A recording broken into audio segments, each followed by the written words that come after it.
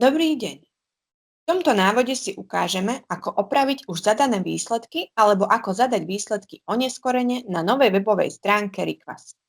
Ak chceme opraviť už zadaný výsledok alebo zadať oneskorený výsledok po stop termíne danej vzorky na novej stránke Rikvas, prejdite na stránku História výsledkov prostredníctvom navigačného menu v ľavej časti obrazovky. Následne vyberieme program, číslo cyklu a číslo vzorky, pre ktoré chceme zadať oneskorený výsledok alebo opraviť výsledok.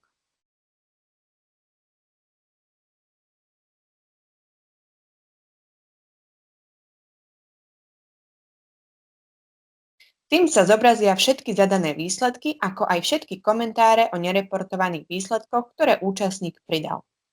Funkcia vyhľadávania umožňuje účastníkom ľahko filtrovať podľa prístroja alebo analytu, aby sa zobrazilo len to, čo potrebujú.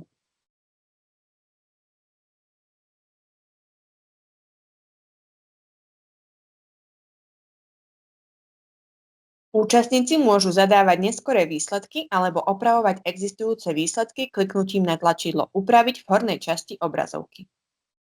Po kliknutí na túto možnosť sa sprístupní úprava a môžeme zadať výsledok nový alebo upraviť pôvodný.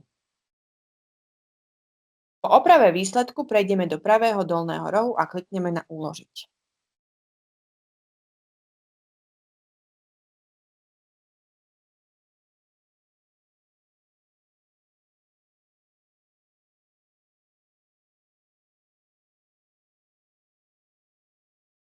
Zobrazí sa potvrdzovacie okno s upozornením, že tento krok je nezvratný a ďalšie opätovné odoslanie výsledku pre túto vzorku už nebude možné.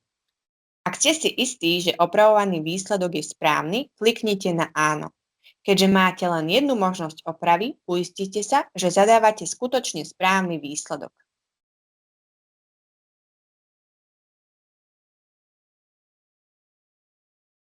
Dôležité upozornenie. Po oprave výsledku je stále potrebné zaslať formulár pre oneskorené alebo opravené výsledky oddeleniu Rikvas v samostatnom e-maili. Ak sa pred úpravou výsledkov nepredložia príslušné dokumenty na opravu výsledkov alebo neskoré zadanie výsledkov, Rikvas úpravu neschváli a zadaný výsledok sa nezmení.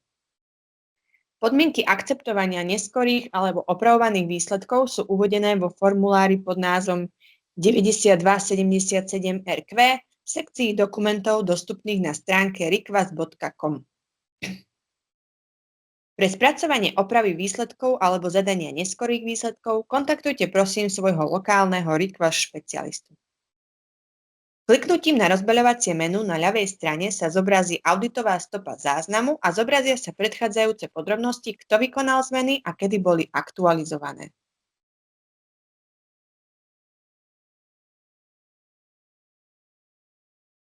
Kliknutím na kartu História schválení sa zobrazí stav schválenia všetkých aktualizovaných výsledkov. Čaká na schválenie, schválené alebo zamietnuté.